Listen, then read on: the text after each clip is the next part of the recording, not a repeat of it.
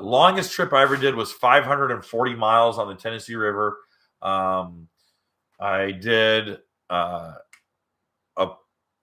was 400 we did over 500 miles on Tennessee River. I didn't do the whole Tennessee 600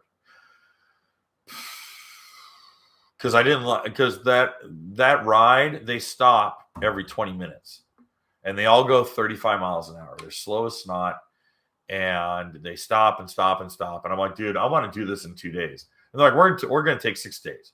I go, 6 days? Oh my gosh, let's do 300 miles a day. No way.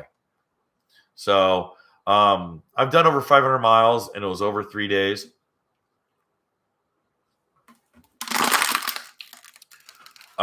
Cooler, lots of fluids. And you're going to be restocking fluids.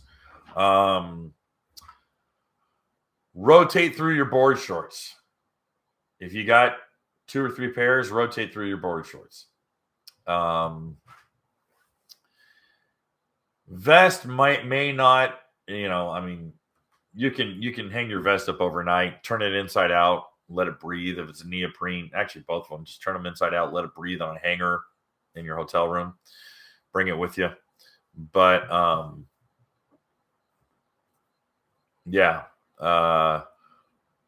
fluid is going to be the biggest thing. Lots of granola bars, lots of Cliff Bars, granola bars, nuts. I prefer cashews. Peanuts, those are good protein. And